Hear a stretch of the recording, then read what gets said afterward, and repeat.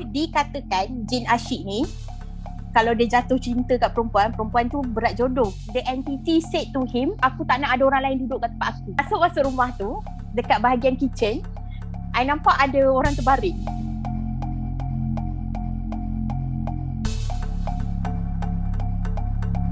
Hello, Assalamualaikum. Selamat datang ke YouTube channel saya. Dan hari ini adalah episod khas iaitu Uncle Sister. Setiap bulan ada. Dan kita ada, as usual lah, Hanan dekat sini. Hanan. Hello. Hai. Dah lama kita tak buat Uncle Sister. Bulan puasa sekali je. Bulan puasa mana ada hantu, cik. Ya. Bulan puasa ada hantu, guys. Yelah, orang suka tanya macam bulan puasa ada hantu ke? Bulan puasa ada hantu ke? Kalau nak kata tak ada benda pelik, ada je benda pelik. Ada je benda pelik. Tapi macam maybe I start with cerita benda yang macam mild, very mild lah. Kita orang hari tu buka puasa dengan kawan kita orang, nama dia Haziq. Lepas kita buka puasa, kita pergi Ricky satu tempat lah. Satu tempat untuk event lah. Jadi kita orang pergi situ. Dalam tempat tu ada banyak bilik tau. And tempat tu sangat luas lah. Okay. Lepas tu, tapi masuk tempat tu, apa yang I nampak ada banyak kain kuning tau. I don't know like what's the deal with kain kuning, but it is there lah. Kita orang pun macam check out every room dalam tempat tu. I dengan Haziq pergi masuk satu bilik kat belakang ni. Kita dengan masuk dengan anggapan lah bulan Ramadan kan tak ada hantu. Bulan Ramadan kan tak ada benda pelik-pelik. Jadi kita macam tak kisah lah, kita pergi je. Maksudnya kita pergi berdua je lah masuk. Walaupun tempat tu very big kan. Jadi, dan bila lampu belum buka, memang sangat gelap lah. Kira yang masuk, Haziq masuk kat depan tau, I belakang dia. Masa nak masuk tu, tiba-tiba ada satu mannequin muncul. Macam tu. Mannequin tu rambut panjang. Masalahnya, dia muncul tu, I terjerit lah. Lepas tu masa I jerit tu, yang kelakar ya, si Haziq dia dah jalan menembusi mannequin tu tau. As usual lah, bila tanya macam apa-apa macam buat tak tahulah. Tapi baru-baru ni macam bila dia tanya lagi sekali, I barulah cerita. Benda tu memeranjatkan sebab dia sejenis yang suka muncul tiba-tiba ni lah.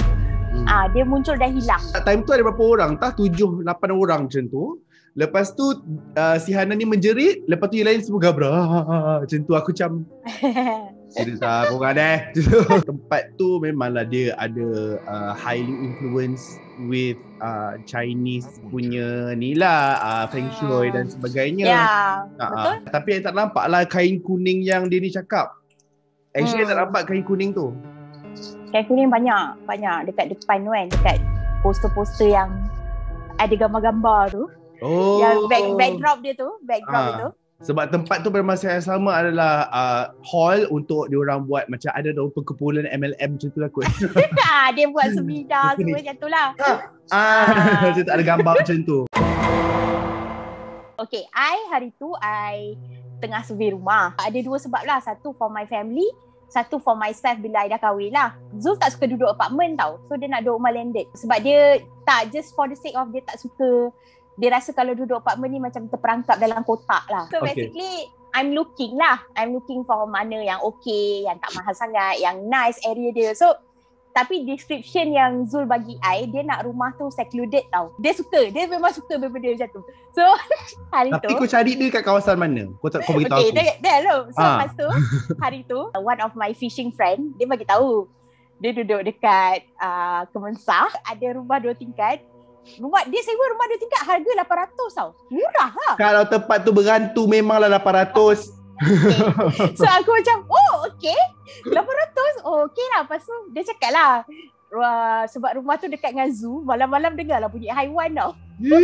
Tak nak lah, tak kuasa. So tapi those macam kriteria, itu adalah aku rasa apa yang Zul nak. I reach out to this one agent. Lepas tu I cakap lah macam dekat area-area situ lah. Tapi I cakap ada tak kat area Pandan ke, dekat KL lah, still KL lah benda semua. Tapi range yang tak mahal sangat. Lepas tu dia kata, dia cakap aku, okay ada cik. Tapi cik tahulah, cik faham lah rumah yang murah ni apa benda semua. Kalau cik tak kisah apa pernah jadi kat situ, okay lah. Dia kata macam tu. Patah, okay aku ni dah lah senang nampak macam-macam, tak payahlah kan benda semua. So nak jadi cerita hari tu, okay I ada kawan real estate. Okay. So dia ni memang agent lah. So hari tu I hang out dengan dia, I cakap dengan dia, kira macam benda I cari rumah tu macam triggers me tu peristiwa yang I lalui dengan my kawan ni lah. Dia cakap dengan I, dia ada satu rumah ni lah. So dia ada satu rumah ni susah sangat nak jual, susah nak tolak. Padahal rumah cantik apa benda semua ni lah. So dia cakap lah rumah-rumah yang ada history ni biasanya diorang akan tolakkan expat. Dia nanti ada showing, ada house showing. Lepas tu dia tanyalah macam, tapi dia nak buka dulu rumah tu lah. So dia tanya I macam, Vic lepas ni you free tak? I cakap macam, oh free je. Okay lah, Lala apa kata you pergi kan? Macam ada kau ni elok juga kan? Dia cakap macam kan. Lepas tu okay lah, kita orang pergilah. Kita orang pergilah dekat rumah tu. Okay, so lokasi ni nanti you believe, tapi dekat area rumah-rumah besar. Tahu. Rumah-rumah orang kaya lah. Sesuai. Okay. Sesuai lah. So rumah tu kosong. Lepas tu dia cakap okay lah, nanti ada showing sebab dia nak show rumah ni dekat expat. Kita pun masuklah rumah tu. Masuk rumah tu, dia ni memang macam hati kering sikit tau. So dia cakap dengan I, dia pernah try nak bermalam kat situ. Walaupun ethically not right, but actually they can, sebab dia orang dah dapat kunci, dia orang boleh duduk dekat situ lah. So dia cerita kat I, dia pernah try nak duduk situ satu malam, tapi dia caw lepas tu. Dia tak tahan with all the gangguan kat situ lah. Masa pergi, rumah tu ada banyak bilik tau. So berapa weh? You ingat tak berapa? Yang I masuk 4 bilik. Masuk rumah tu, dekat bahagian kitchen, I nampak ada orang terbaring. Bapak seram benda dekat dapur? Dekat dapur ada orang baring. Kenapa lah hantu tu pergi baring kat dapur? Apa benda lah. Aku macam masuk-masuk. Pasal tanyalah kawan aku tu macam, kau nampak tak? Macam you nampak lah benda ni?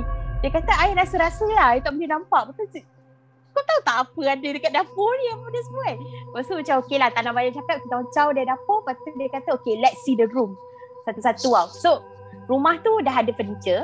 Alah, standard rumah orang kaya lah. Ada piano, apa benda semua kan. So part yang paling aku tak suka yang piano bunyi stereo. Piano dekat living room. Sekali piano tu bunyi. Time I dengar bunyi piano tu, dia tak dengar. Tapi dia cakap malam yang dia try tidur kat situ, dia dah dengar dah.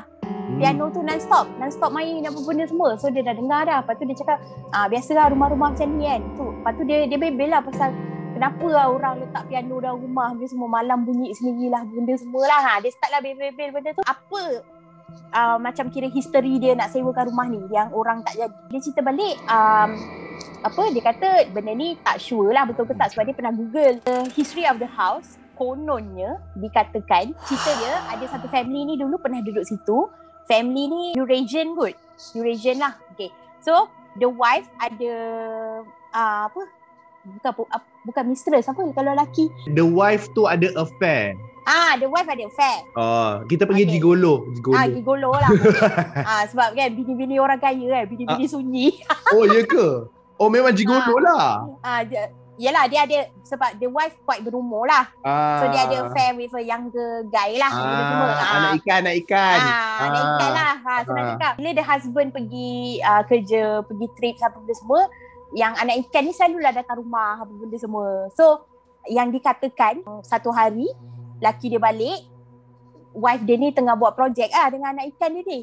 So husband dia punya marah, husband dia ambil like kayu golf tak silap I. Kayu golf lah. Terus pukul kepala yang anak ikan ni lah. Tak tahulah macam anak ikan ni mati ke tak. But as mengikut cerita agent ni, diorang settle within the family lah. Like they pay like a handsome pay to the victim ni. Sebab victim ni pun salah juga. So I'm not sure dia mati ke, dia apa benda ke apa semua, itu I'm not sure. Like to reenact the story with what I saw adalah maybe kat dapur tu anak ikan tu lah. Anak ikan terbaring dekat dapur sebenarnya. Okay. Lapar ke malam? So itu. And then lepas tu dengarnya wife dia ni hobi dia suka main piano dulu. Macam my friend ni cakap, orang yang first time datang akan dengar bunyi piano sebab that is how the late landlady welcome you adalah cara macam tu. So my friend ni dia seorang real estate agent yang sangat berdedikasi tau. So kiranya dia dah sebelum ni dia dah berjaya close deal beberapa rumah biasa yang juga berhantu. Dia bagi tips dekat I, before dia pergi jual rumah-rumah ni, biasanya dia akan pergi to one ustaz ni. And then dia akan minta pagar lah. Lepas tu dia cakap even kau tak pandai baca Quran ke, kau tak pandai apa benda semua ke, at least kau boleh baca ayat kursi. Itu what he said lah according to him.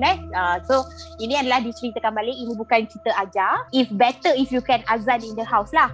Next thing yang you have to do is you kena try to at least tinggal dalam rumah tu for 1 malam. If benda-benda ni datang, you try to communicate with them.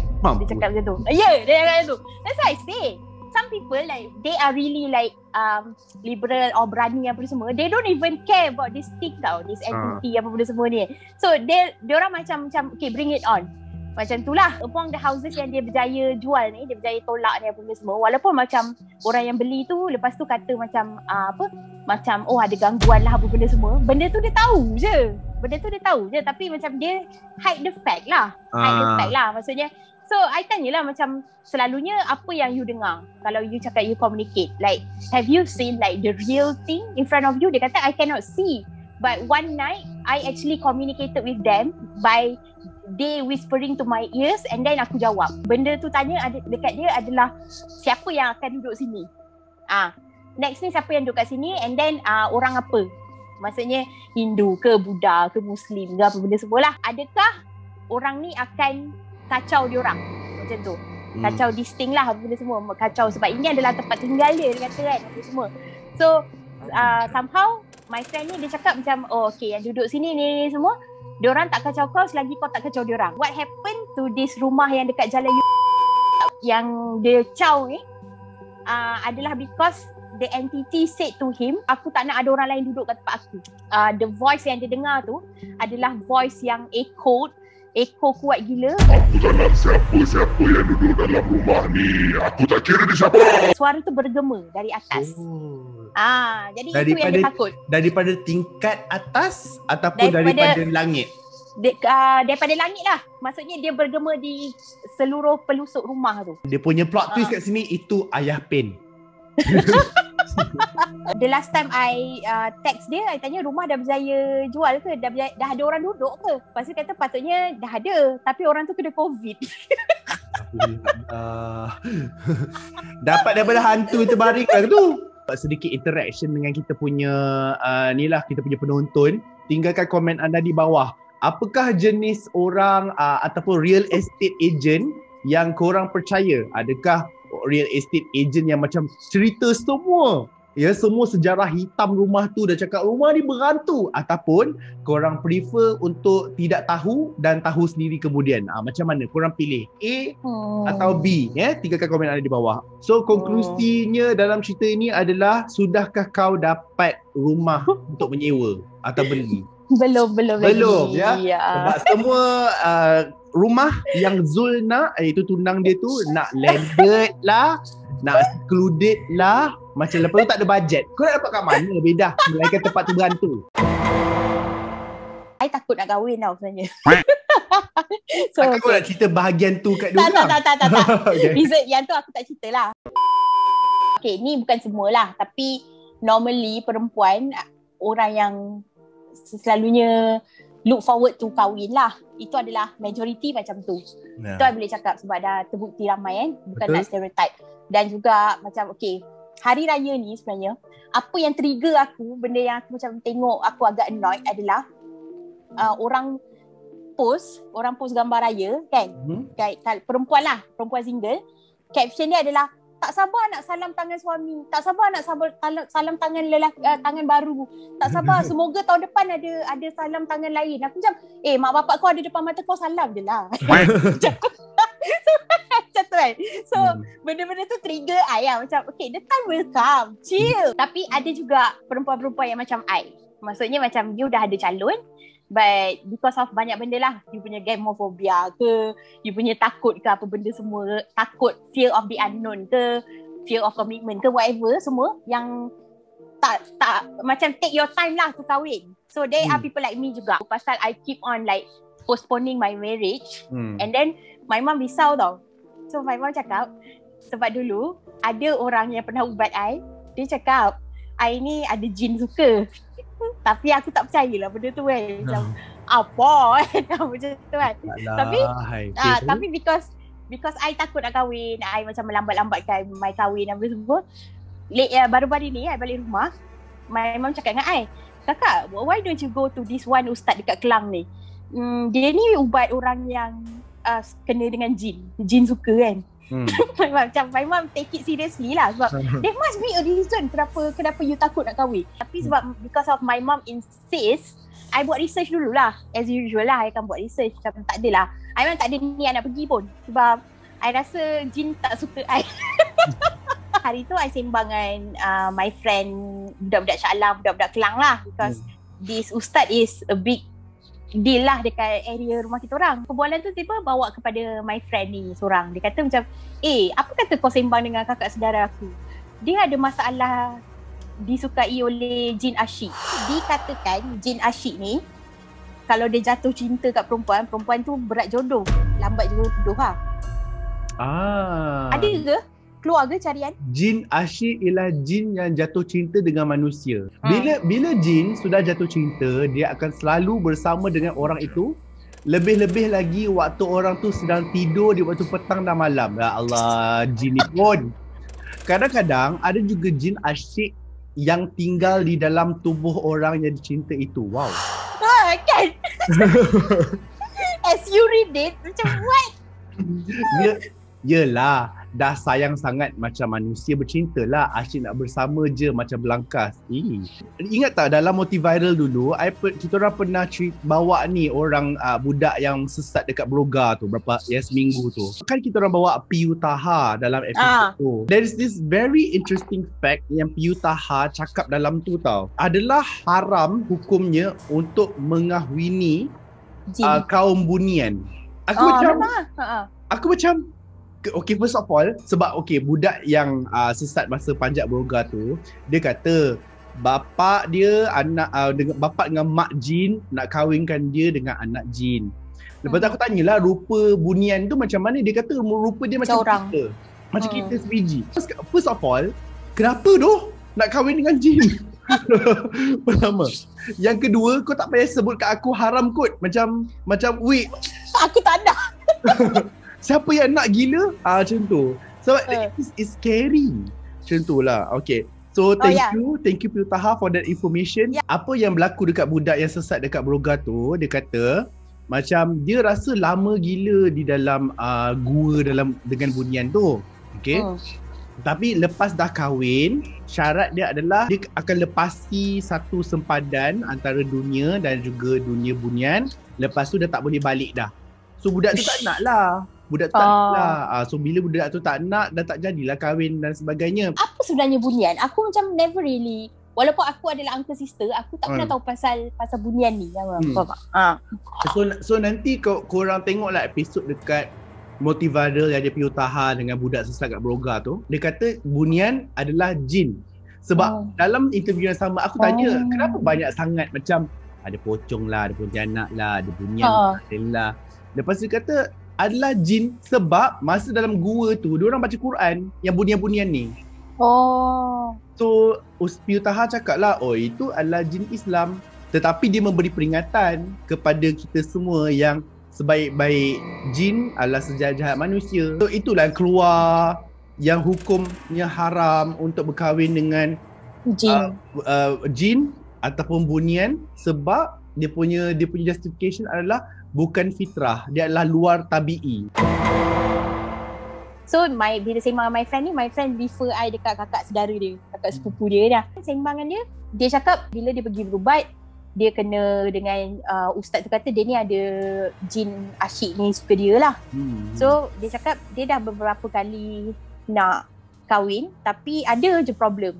Maksudnya tiba-tiba putus lah, lepas tu pernah sekali boyfriend dia accident lah, benda macam tu lah. So macam orang-orang yang nak kahwin dengan dia selalu dirundung malang. So sekarang umur dia dah 39 tau. So back then masa dia 20s, dia hot stuff lah. So at that time macam dia tengah peak, ramai orang suka benda semua, tapi lelaki yang suka kat dia selalu dirundung malang lah selepas tu. Macam tu. So sampailah sekarang dia tak kahwin-kahwin, padahal dia nak kahwin. Lepas tu aku tanyalah apa efek-efek yang dia rasa kan. Kalau dia tidur, ada benda gerak dekat genital dia. Oh my god, benda yang sama juga aku tengah baca sekarang ni weh. Sebab dia tengah bercerita, I tengah Google sebenarnya. So dia rasa benda tu lah. Dia rasa macam ada benda kat genital dia, benda semua. Dia selalu bermimpi. Selalu bermimpi didatangi lelaki. Lepas tu dia cakap dan sign yang paling ketara, any lelaki dia encounter, dia mudah jatuh hati. Encounter biasa je. Betul tanyalah macam apa yang dia buat, sebab kalau dia dah berubat, kenapa benda tu sampai sekarang umur dia 39, benda tu masih membelenggu dia kan, benda semua. Dia cakap apa yang dia berubat dan benda semua sekadar menghilangkan mimpi apa benda semua tu lah. Dia kata dia pergi dekat seorang ustaz ni, yang seorang ustaz untuk buang jin asyik dia ni lah. Lepas tu dia cerita lah, bila dia pergi berubat, ustaz ni kata macam ni lah. Dia kata lepas tu ustaz ni ajak dia kahwin. Ustaz ni ajak dia kahwin kan. Bila dia dah berubat kali, dia kata macam okey lah, saya apa kata saya jadikan awak isteri saya lah, yang kedua kan. Apa tu semua kan. Apa ni Hanan, cerita kau ni macam drama lah. Aduh lah. Sebab tak aku cakap, aku datang nak dengar cerita hantu. Sekarang ni cerita dia macam jadi banyak twist yang pelik. Jadi twist and turn. So ending dia lepas tu ustaz tu ajak dia jadi bini kedua tau. Ya ilah. So lepas tu and then after that she stop going lah. Obviously hello, ustaz tu ada hidden agenda kot. Aduh lah. Tapi itulah ending dia. Sebab aku tengah tengok post dekat Facebook ni, dia tulis ni antara faktor-faktor terkena jin asyik. Tidur di waktu petang. Sekejap, ada satu lagi. Tanda-tanda dia. Apa tanda-tanda dia? Tanda-tanda yang akak ni cerita.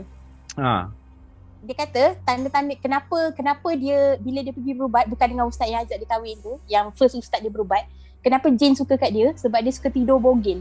Itu adalah faktor yang ketiga tu dekat sini. Antara faktor-faktor terkena jin asyik adalah pertama, tidur di waktu petang, bangun tidur ada kesan gigitan di peha, itu lepas tu suka mandi di waktu maghrib. Yang ketiga adalah bertelanjang ketika berseorangan di rumah atau ketika mandi. Bila jin dah nampak anda telanjang, jin akan suka. Yang habis tu selalu tidur berseorangan. Habis tu aku nak tidur dengan kucing. Tapi dia tulis juga dekat sini, gangguan jin asyik ni bukan hanya berlaku kepada orang bujang, tapi yang dah berkahwin juga tidak berkecuali. Mangsa biasanya perempuan, tapi lelaki pun ada juga yang kena. So, habislah. Kau 3 surat. Itulah, tak apa. Allah ada. Macam tu. Allah lagi berkuasa daripada jin asyik. Yakin. So itulah adalah ending kepada story kedua tadi tu. Ustaz ajak kahwin. Aku nampak ada perempuan makan sabun-sabun tu. Setengah orang takut dengan clown. You takut dengan clown tak? Tak. I takut dengan lift. Dia tengah drive kat jalan yang gelap ni. Lepas tu dia cakap, okey, teka-teki saya bagi cik pilihan. Kalau lah masa kita tengah naik kereta ni, saya tengah drive ni, kalau lah cik yang bawa, cik lagi prefer terserempak dengan hantu ataupun dengan perompak? Boleh tak saya tak nak dua-dua? Boleh tak jangan bagi teka-teki ni? Aku penat ni. Itu jawapan aku lah.